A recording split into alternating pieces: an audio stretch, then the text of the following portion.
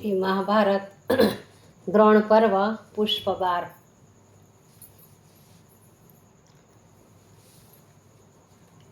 आचार्य ने मुख शुद्ध करके मंत्रोच्चारण करते हुए वह कवच दुर्योधन के बांध दिया और विजय का आशीर्वाद देकर अर्जुन से लड़ने के लिए विदा किया। तब दुर्योधन त्रिगर्त देश की 1000 चतुरंगिनी सेना लेकर रणभेरी बजाते हुए अर्जुन से युद्ध करने चले। संजय कहने लगे, महाराज, दुर्योधन ने कृष्ण और अर्जुन का बड़े वेग से पीछा किया।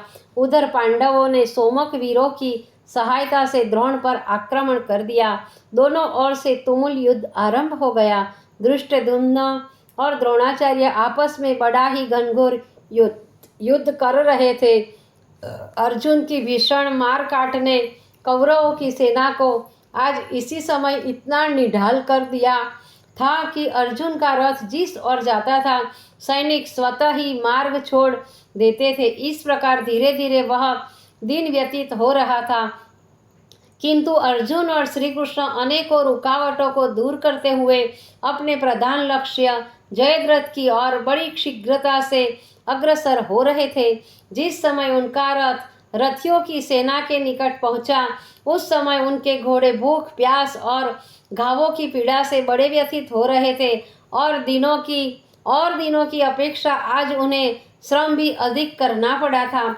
अतः वह रथ को बड़ी कठिनता से खींच रहे थे। इसी समय विंद और अनुविंद ने अर्जुन पर आक्रमण कर दिया, किंतु अर्जुन ने अल्प समय में ही उनका काम तमाम कर दिया और श्री कृष्ण से बोले, माधव, घोड़े बहुत थके हुए हैं, प्यासे भी हैं और बाणों की पीड़ा से बहुत व्यथित हैं। मेरे विचार से आप घोड़ों को छोड़ दीजिए और इनके बाण निकाल दीजिए। मैं कौरव सेना को रोके रहूंगा।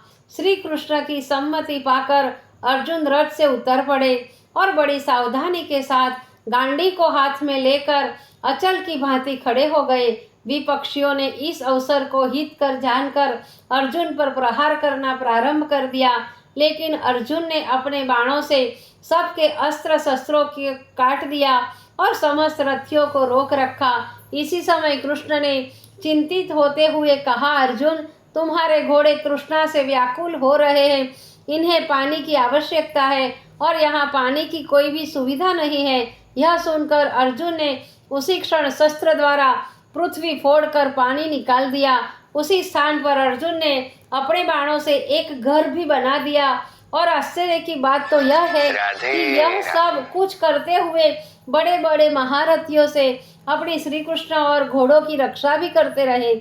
इसके पश्चात श्री कृष्ण रथ से कूद पड़े और बड़ी निर्भयता व स्वतंत्रता के साथ उस बाण गृह में जाकर घोड़ों को लिटाने लगे और अपनी सुखदायिनी परिचर्या द्वारा थोड़ी ही देर में घोड़ों का श्रम, ग्लानि, कंप और घावों को दूर कर दिया। पानी पिलाया और मालिश की। इस प्रकार जब वे नहाकर, जल पीकर और घास खाकर नवशक्ति प्राप्त कर चुके तो फिर उन्हें रथ में जोत दिया। सबके देखते देखते श्री कृष्ण ने निर्विघ्न अश्व परिचर्या समाप्त की और अर्जुन को रथ में चढ़ाकर शीघ्रता से कौरव सेना को रोंदते हुए आगे बढ़े। सूर्य नारायण अस्ताचल की ओर ढल चुके थे, अतः अर्जुन बड़ी शीघ्रता से जयद्रथ की ओर बढ़ने लगे। कौरव पक्ष के किसी भी योद्धा में इतनी शक्ति नहीं थी कि उसके मार्ग का अवरोधक बने। इसी समय दुर्योधन जयद्रथ की रक्षा के लिए उनके आगे होकर निकल गया। द्रोणाचार्य के कवच बांध देने से दुर्योधन अकेला संग्राम भूमि में कूद पड़ा। दुर्योधन को अर्जुन के सन्मुख देखकर कृष्ण ने कहा, अर्जुन, आज तुम्हें अच्छा अवसर मिला है कि अकेला दुर्योधन तुम्हारे समक्ष युद्ध के लिए आया है। तुम शीघ्र ही इसका जीवन समाप्त करने का प्रयत्न करो। अर्जुन ने कहा, यदि आपकी ऐसी ही इच्छा है तो मैं अभी आपकी आज्ञा का पालन करता हूँ। मेरा रथ दुर्योधन के सामने ले चलिए। अर्जुन के कहने के अनुसार श्री कृष्ण ने अर्जुन को युद्ध के लिए चुनौती दी। अर्जुन और श्री कृष्ण भी रणोन्मत्त होकर भीषण गर्जना करने लगे और अपना शंख बजाने लगे। तब दुर्योधन ने प्रबल वेग से अर्जुन पर आक्रमण किया और अपने शस्त्रों की मार से अर्जुन और श्री कृष्ण को घायल करने लगा। दुर्योधन ने एक भाले के आघात से श्री कृष्ण का चाबुक काट दिया। अर्जुन ने भी दुर्योधन के वक्ष को लक्ष्य बनाकर वज्रपात से समान भयंकर 14 बाण मारे, लेकिन वह सभी बाण दुर्योधन के कवच से टकराकर पृथ्वी पर गिर पड़े। अर्जुन के बाणों को विफल हुआ देखकर श्री कृष्ण को बड़ा आश्चर्य हुआ और कहने लगे, धनंजय, आज मैं पहली बार ही यह अनहोनी देख रहा हूँ।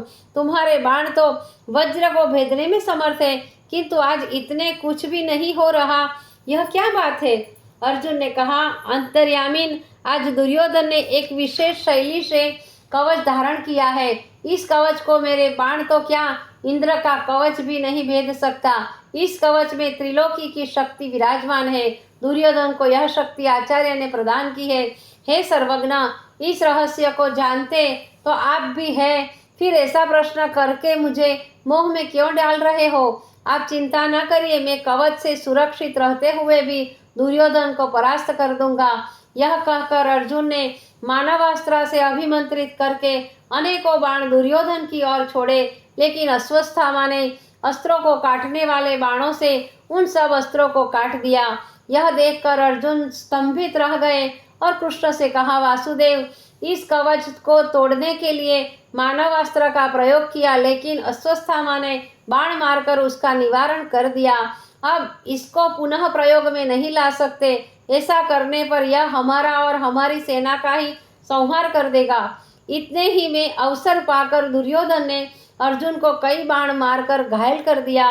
तब अर्जुन ने क्रोधित होकर कितने ही बाण मारकर दुर्योधन का धनुष काट डाला और उसके रथ, घोड़े व सारथी को मार करके रथहीन कर दिया और 2 बाण मारकर उसकी हथेलियों को घायल कर दिया और उसके नखों के भीतर के मांस को छेद कर उसे ऐसा व्यथित किया कि वह भागने लगा, लेकिन उसके कई योद्धाओं ने आकर उसकी रक्षा की और अर्जुन व श्री कृष्ण को चारों ओर से घेर कर बाण वर्षा करने लगे।